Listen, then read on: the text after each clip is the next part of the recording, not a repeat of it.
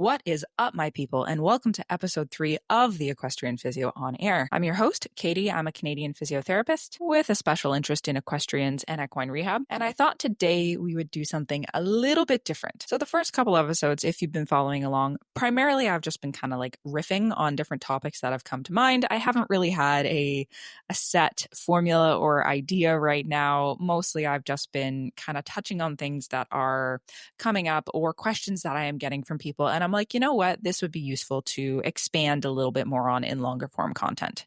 But today, I thought I would introduce you guys a little bit more to me. So take you through my story, my journey, kind of how I got here, because it's kind of an odd journey, vocationally, I may say. But for those of you who have been following along, through my social media, which I imagine a lot of people who are kind of early listeners to this podcast, early adopters, are going to be people who are seeking it through social media. So people who are already following me, you guys are already out there. You guys already have a sense of who I am and what my story is. And so this might not be new information for you, but I do think that if anyone new is joining into this crew, welcome. So happy to have you. Or just if you haven't heard my story, I think it's nice to kind of set the scene of like who I am, where I'm coming from, and what has built into or fed into me kind of building this company, this brand, and doing my best to bring this education to you guys. So without further ado, let's roll the tape.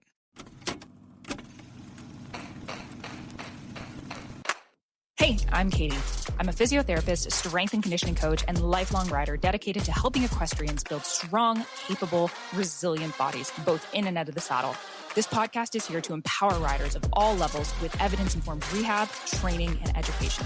And we're not just here to follow tradition for tradition's sake. We're here to challenge outdated norms and bring critical thinking and curiosity to how we train, ride, and show up. Let's get into it. So yeah, that intro is very intentional. And that intro I actually built based off of the mission that I set out for the Equestrian Physio. And I wrote this mission like literally on a legal pad during a random business course we had in physio school, where it's just this. The mission of the Equestrian Physio is to empower equestrian athletes of all levels and disciplines with evidence-informed rehab, strength and conditioning, care, and education. And I think that is a really key point here, because one of the reasons why I built the Equestrian Physio, and we will get into this as well, is that when I was going through physio school, when I was kind of like learning new things and building up my own knowledge, I very much recognized a gap. Not that like people aren't doing their best, aren't like, doing things with good intentions, but it's just there is a lack of evidence, a lack of athleticism sometimes that is like foundational to a lot of sports. There's like a big gap where in equestrian, we tend to have this misconception that riding is all we need, or barn tours are all we need, and we don't actually have to do anything outside of the saddle. And I don't know where that necessarily comes from. I don't know if that's because, equestrianism is something that was like foundationally for a very long time, just something that everyone did. Like everyone had a horse, everyone knew how to take care of horses, everyone needed horses because that was the main transportation. And then that over the centuries developed into a sport. Or if there's something else to it, if it's the fact that it's a very female-dominated sport and we are awash with misinformation, false information, and just false or misleading marketing in the female fitness space, and if that's part of it. But the reality of it is that there are very, very few sports out there, in fact, not really any anymore, where athletes aren't expected to train outside of their primary sport, right? You look at a rugby player, they are in the weight room, they're running sprints, they are training. There's not just their skills to be on the pitch, but they are training their physical capacity off the pitch all the time, building an off season, maintaining in the in season. Like that is their job. Same with most other field sports, same with most other ice sports, same with pretty much all of the Olympic disciplines, right? You don't see an Olympian just not going in the weight room.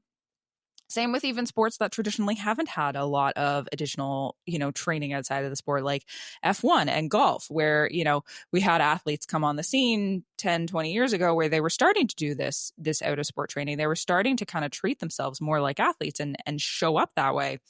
And it had phenomenal results. And so now everyone does that. But it took a decade or two to get there. And I feel like equestrian, we're just starting to turn that corner. So that's kind of where I was coming from.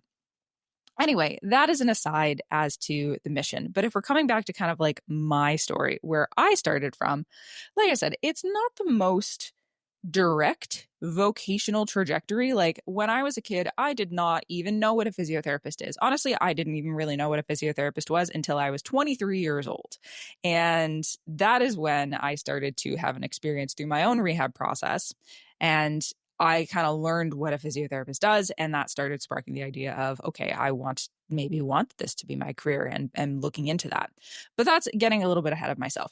I grew up on a breeding farm where it was like the very much the family breeding operation. My parents and my grandparents worked together. We had a farm called Havenwood Farms at the time, and it was breeding Rocky Mountain horses, and it was wonderful. So at the height of it, we had probably a herd of 40 or so. We had a couple stallions. It was a very like low key operation. Looking back, it's kind of funny actually how much I know now and how much I didn't necessarily know back then. But sometimes like ignorance was a little bit bliss because, you're not necessarily looking for the problems all the time if you don't know that they could exist. And it turned out really successfully, and it was just really really nice introduction into the horse world. Essentially it was kind of like a split operation where I was very much country kid. My grandparents were literally a mile up the road. All of the brood stock were on the back 40 all summer, where it was just a stallion out with the mares out in the pasture. We would check on them once or twice a day, and it was just kind of like, oh, there's a new baby, or sometimes you'd catch them. But it wasn't really like breeding operations nowadays where mares are under like 24/7 surveillance and there's always people on call. It was very much just like, well, we just drive back once or twice a day and we feed everyone and we check on them and do some feed and make sure that no one's got gross injuries, and that was about it. And babies just tended to be around, and it was lovely. And then in the fall, we'd bring brood mares up to our farm, my parents' farm, where I grew up, and we would wean the babies. And my mom was the main trainer. So, we'd have the weanlings and then we'd have the yearlings. And by the time they were kind of like 2, we were introducing them to long lining. 3, we were backing them. And then usually they would be sold at around 4 or 5 years old. And we train them mostly as trail horses, as they are, Rocky Mountain horses are a gaited breed. So they're a pleasure breed. So that's primarily what we marketed them as. And that was the family business. That was the full-time job. My mom was the main trainer. My grandparents had the brood stock. Everyone was kind of like working together. And that was really most of how I came up. So when I started riding, I started taking lessons at, I want to say like 7 or 8, because I don't think my coach taught anyone younger than that. And to be honest, I do not blame her. It is very hard to teach little kids on a horse and like keep their attention and maintain safety. So I was on a horse before that, but I started formally taking lessons around that age. And as I grew up, so as I was 9, 10, 11, 12, I kind of got I don't want to call them rejects, but they were kind of the rejects of the herd. And those ended up being my ponies. So one of my first pony was actually a cross between a miniature and a Rocky Mountain, which is actually quite an interesting little breed. Like, he was lovely. His name was Peanut, and he was like 5 gaited. So he could trot, he could gait, he could canter, he could do all of the things. And, great little just pony club mount. I did Prince Philip games, so gymkhanas with him. I did D rallies with him. I took lessons with him. And then we passed him on as a school pony to another pony club family when, me and my siblings all grew out of him. My second pony was Wilson, who was kind of an oops baby. When I say it was a little bit of a low-key operation, this is one of the examples where Wilson's dad was also his grandpa. So, which was, again, that's where it was like an oops. We didn't even know that the mare had been bred until a little bit later. And yeah, he turned out just fine. He was a little bit smaller. He was like 13.2. But he was great. He was also 5 gaited. Also took him up. He was my first like low level eventing horse. And then he was also the first horse that I kind of officially, trained to like a decent level and then sold to my coach as a school pony. And that kind of started the next few years of like essentially I was paying for myself after, my parents had paid for lessons for a few years, and I started kind of taking that over when I was like 10, 11, 12. And, Wilson paid for board and lessons for the next couple years. Then I had X-Man, who was, his name was Midnight Express, but we called him X-Man, who was a full-bred Rocky, but he was born a cryptorchid, which, if you don't know what that means, it means when one or both testicles don't descend through the inguinal canal. So when they reach maturity, if the testicles don't descend, usually it means that if you if you want to geld them, and you should, because if the testicles will kind of remain up in the abdominal cavity, then there are bad things that can happen. And so you usually have to like undergo some sort of surgery to either bring them down or geld them, but it's a very more intensive surgery than your average castration because it's an abdominal surgery now. So my deal was that if I paid for some of his surgery, I could have him. And so I started him still as a stud colt, actually, as a 3-year-old stud colt with me like 12 years old. And he was great. This is just a tribute to the Rocky Mountain breed. Like, he was fine to start. I don't honestly remember having any incidences with him. And then, I never actually trained him to be gaited. Rockies aren't naturally, like, they are naturally gaited, but they do require like some training to get that 4-beat gait. So if you train them to trot, if you build those motor patterns, if you build that muscle, they will probably trot better than they will gait. So that's what I did with him, and, trained him up to be an eventer. So took him up through the levels, started at entry. Over a couple seasons, we got up to pre-training before I essentially just outgrew him, because I was also, like, by that time, I want to say 14, and I was pretty much at my full height. Like, I'm 5'10", and I've been 5'10" probably since I was 14. So the 14-1 pony was not quite big enough for the 5'10" beanpole 14-year-old. So same thing. I sold him onto my coach, and that paid for my next couple seasons of lessons and board. And he ended up being a school pony with her for years and years, until she sold her farm. Both Wilson and X-Man kind of stuck with her for forever. And she still has Wilson. He's still at one of her friends' farms and retired now. But yeah, both of them are still kicking in there. So then I started working and training with more sport horse types, and that's where I kind of like made the leap from ponies into doing real things. I had a free lease on one of my barn mates young riders, 2-star horse. 2-star back then, it would be 3-star now in the eventing scene, and took him up through the levels, won Ontario champions with him before he was kind of like on and off. There was some low grade lameness that we couldn't quite figure out, so we decided it was just best to retire him at the time.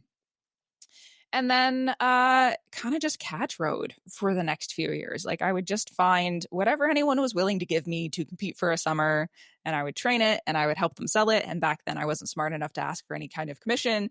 I was just happy to get on all the horses. So I had a few different rides over the course of the years, worked my way up through the levels of eventing. Nothing ever crazy. Like, I could never, take the time off work or afford to go international for the most parts. So just stuck mostly to the national levels. Stuck mostly to the local shows, but it was great. It was really fun to learn. It was really fun to build up. And then, I turned 18 and high school came to an end, and I had to decide, okay, what do I want to do with my career? Right. I always knew that I wanted to stick in horses somehow, because that was my passion. That was, something that I really enjoyed. I really enjoyed the industry. I really wanted to get back to the industry somehow. And I had grown up in that industry, with my parents as breeders. My aunt had a thoroughbred farm. Like, horses had just been in the family for a really long time. So I wanted to stick with that. And so I figured, as any teenager does, I'll be a veterinarian. That sounds like a good role, which, again, looking back, I was naive, and I didn't really know what went into applying to veterinary school at the time. I'd still make the exact same decision knowing what I know now.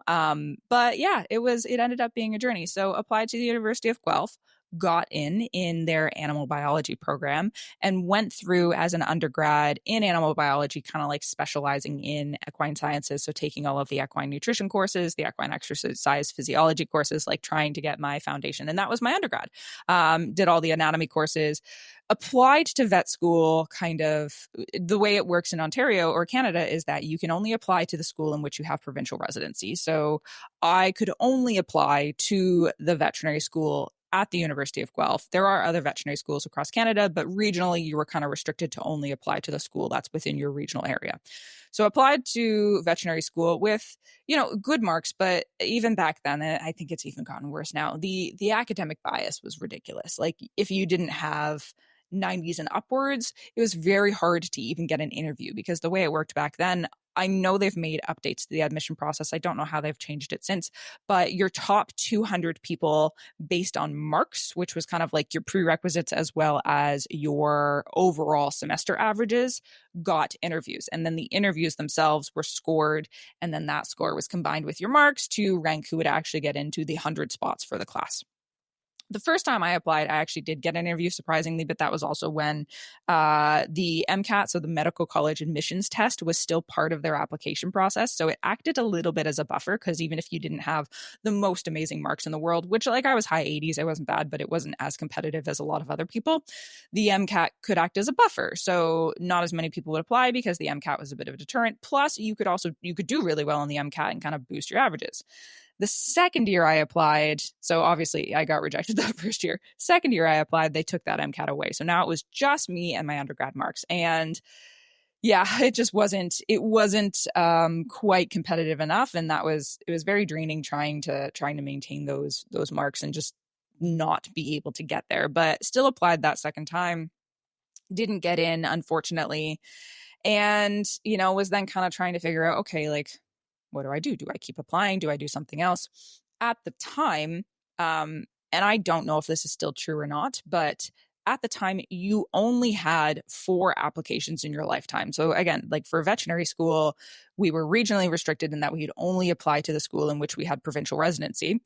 And on top of that, you only had 4 lifetime applications. So if you didn't get in after your 4th try, you basically would either have to move to another province, get residency, and start applying to another school, which would take, you'd have to live in a province for a year to get residency, or you wouldn't be a vet. Or like a lot of my friends did, you would go international and you would essentially take out a mortgage on your education because international vet school was like 50 grand a year back then. And I don't think it's gotten any better. But I do know quite a lot of people in my year in my school did end up doing that, going to Australia or Edinburgh or down to the Caribbean to get their veterinary degree because it was just very, very hard to get into the Ontario Veterinary College. So didn't get in that second time.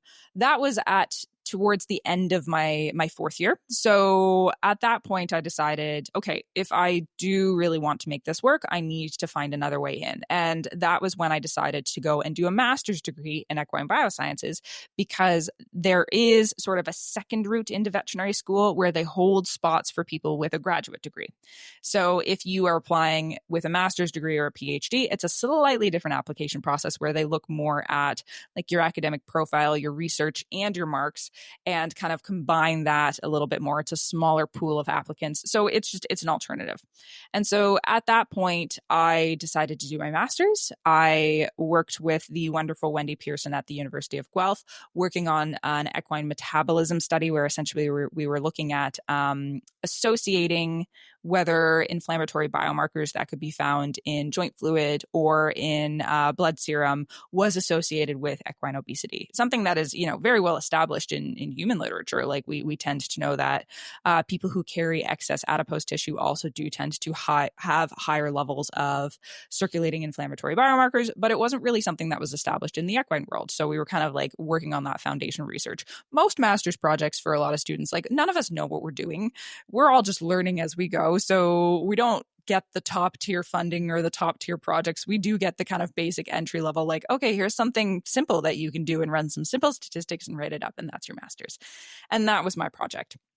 I had some side projects as well at the time, again, because thinking towards the veterinary school side of things, I wanted to expand and be able to have more to my repertoire than like one study. And that's where I also did research into heart rate variability in standardbred racehorses. I was also doing research into different like herbal supplements for equine gives, some other things that I was looking at, just trying to kind of like expand my repertoire. That said, um, during my master's, unfortunately, I was in a pretty severe car accident. So that is partially what led me to the physiotherapy route. But essentially, it was a summer night. It was like, a few days after the summer solstice, like, and I was driving to the barn after working. I worked at a local bar, so I'd work the lunch shift, and then I was driving to the barn because I was barn sitting for the owner that week. And a teenager in his mummy's muscle car crossed the center line. He ran the car in front of me off the road, which ditched itself and rolled, and he ran straight into me. I don't remember much of the accident. I don't remember the impact at all. I do remember, seeing this car because I was looking at obviously the truck that had just ditched without any brake lights rolling away. And when I looked back to the roadway, I saw this car coming at me. Don't remember the impact. The next thing I remember was being in the opposite ditch, facing the opposite way. I didn't know I didn't know where I was, but like being in the opposite ditch, all of the airbags were had been, off and deflated. And yeah, just having to focus on breathing for a minute, having to focus on, controlling my breath, kind of taking inventory of where I was, what I was feeling. A little bit of an experience after that. So obviously I was extracted from the vehicle. That took an hour or so, taken to the hospital, head CT, neck CT, make sure the spine wasn't broken. Spine wasn't broken. I had a lot of other broken things, but that was fine. And then I was in the hospital for a few days because I had a punctured lung they wanted to monitor. I needed surgery on like my collarbone. And so ended up staying in hospital for a few days before being released. And yeah, that essentially put a damper on my master's degree because at the time I didn't really know. First off, it was kind of like, okay, sorting through all of the insurance, trying to get coverage, trying to get care, trying to get rehab. The one thing that unfortunately a lot of people don't realize is that when you have an accident like that, when you need insurance coverage for rehab, for care, for assistive devices, all those kinds of things, you essentially need to become an advocate for yourself. You need to be documenting everything. You need to be the squeaky wheel. You need to really push things. And when you're also, dealing with injuries and dealing with pain and dealing with coming out of the hospital, it's a lot. And my parents were incredibly supportive at the time. Really, really helpful. My landlords were, they were lovely. I remember my one landlord came down and she was just checking in. It was like one of my first nights back in the apartment. She's like, "Are you okay? How are things?" And I just kind of broke down in tears and I'm like, "I'd really love clean sheets, but I can't reach the corners." And so she was like immediately called into action, whipped off my sheets, changed my bed and everything for me, which was just, she was the sweetest person, Mary. And yeah, kind of was going through all of that summer. When I tried to go back to school in the fall, that's when I realized that a lot of sort of post concussive things that I hadn't realized were sitting there under the surface were actually really going to be a challenge. So started working through, trying to figure out how to finish my thesis when I can't sit in front of a computer for very long. I can't stare at little numbers on a spreadsheet. And I don't know how I did it. Some way over the next few months, I did end up finishing my thesis. And this is before AI even, so I don't know how I did it, but got it written, but basically squeaked through my master's with the bare minimum. Like it was just my own project. All of these other projects that I had wanted to do, really just, there was no way for me to have the capacity to keep going with them. And so everything else kind of got left to the back burner and I just graduated with the bare minimum. Unfortunately, that also meant that my chances of applying to vet school at that time, which would have been my fourth application, I wouldn't have had a chance. Like I only had one kind of formal academic paper to my name. I hadn't been able to complete the rest of these things. I had good references. I had decent marks, like all of that kind of stuff. But just like when you're competing against PhDs that literally are coming with handfuls of academic research that they've been doing for the last 10 years. And I'm like, here's my one little master's thesis.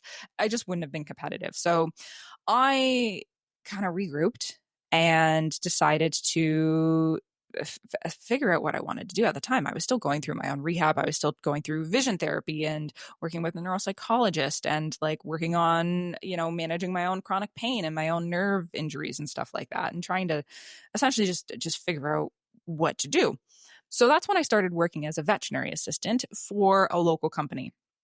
Now, it was just an equine sports medicine practice, and a really, really just phenomenal team, very supportive.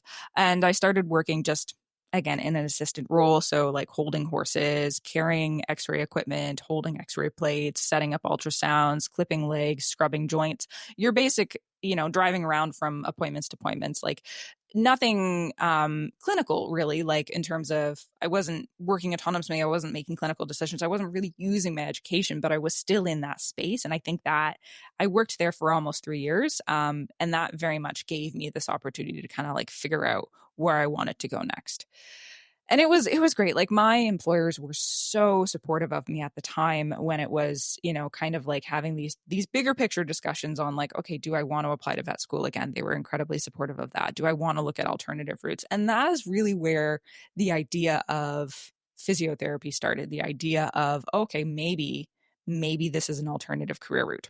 And so that's when I started looking into that. I started looking into the prerequisites. And in, I guess it was 2019, I decided to make the formal dive into, okay, I am going to get these extra prerequisites. There was only a couple that I needed. I am going to do online courses to get those in place, and I'm going to apply to physiotherapy school. The idea at the time was that I really wanted to specialize in equine rehab. I wanted to go through the human program. I wanted to do my diploma in equine rehabilitation. And then I wanted to mostly treat horses, like 90% horses, and just the bare minimum of humans. Like I only wanted to treat as many humans as I needed to keep my license.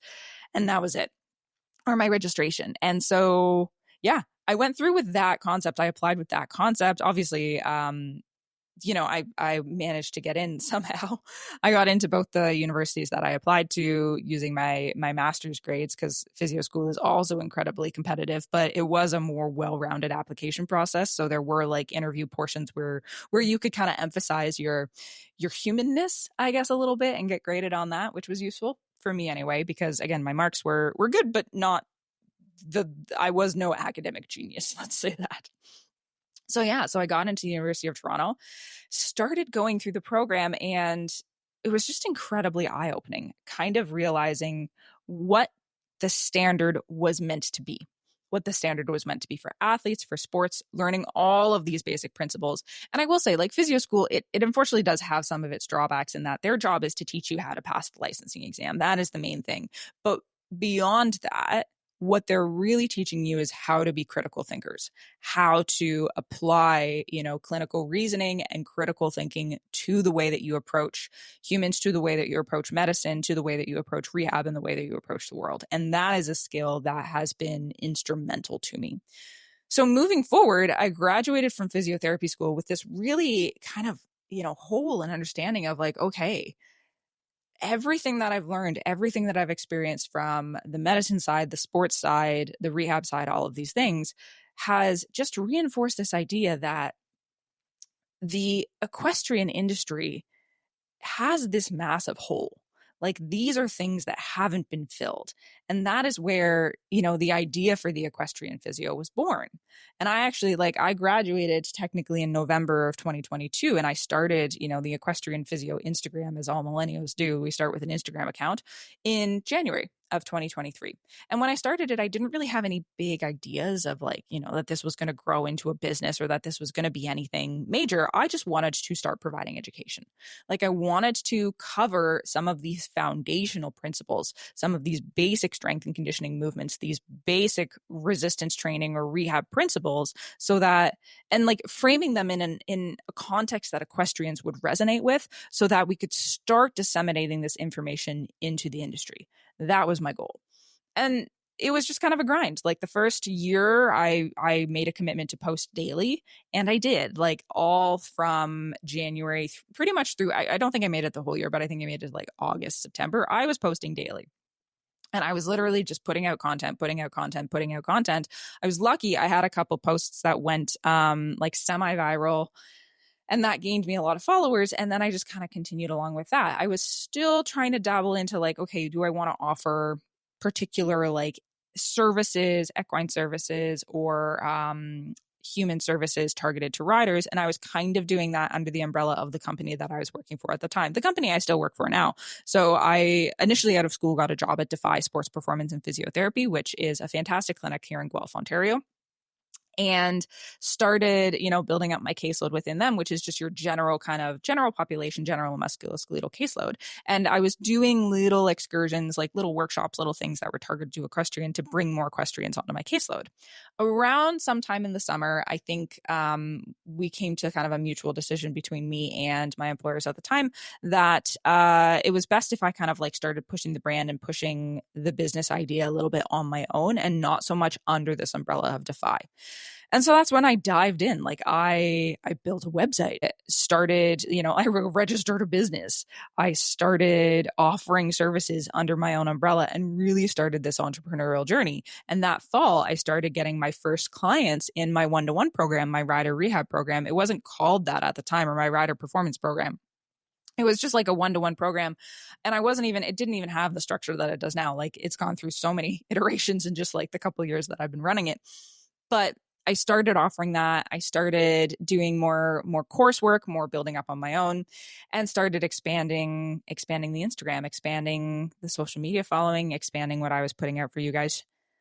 And yeah, and really, it's just grown from there. Like your support has been phenomenal. What you guys have offered me, what you guys have kind of brought to the table, it is so humbling to be on the other side of it, to see that this is resonating with you guys, to see like the proof of concept, essentially, that like I'm bringing this information. I am trying to bring this education and this knowledge translation to the industry. But you guys are the ones that are picking up what I'm putting down. You guys are the ones that are actually taking that and running with it and engaging with it and supporting it. And I would not be here without you. So we've gone through obviously lots of transitions since then. I now have an array of services that I've built out and tried to offer, which the intention was always to have kind of a graded ladder of things that people can access, because I know not everyone has the capacity, the time, the money to invest in one-on-one care. And that's fine. And that's why my goal has always been to, number one, provide a shit ton of free education, right? Everything that I try and put out on socials, everything that I try and put out in writing on blogs and now here on this medium is always been to provide you guys with this level of education, to provide you with these concepts that you can then carry forward, even if, again, supporting me and my services through a financial way, it just isn't feasible for you. I still want to try and build up the industry with this information. And that is my number one goal. But then number two, I've tried to offer kind of like a range of different services. Like I've got some one-off webinars that I've offered, so you can kind of just buy the webinar and get the information that way. I have my training app running now, which is a subscription basis, and it is like self-directed training programs that I've tried to build out really in depth. So, the programs themselves are, if you listen to episode 1, they're very much built on that foundation, but then they are discipline specific. So they're dressage programs, rodeo programs, show jumping programs, eventing programs, pleasure rider programs, and then a beginner program that's all intended to give riders some structure, some foundation, and some accountability through the community and the forum, through, the structured exercises, the structured workouts, and be very adaptable so that there are progressions, there are regressions, there is a shit ton of information built into that app. But it's all self-directed, right? There is on-demand mobility, there is on-demand rehab resources, there is a community forum, but I'm not there kind of walking you through it all. I've just built it all out.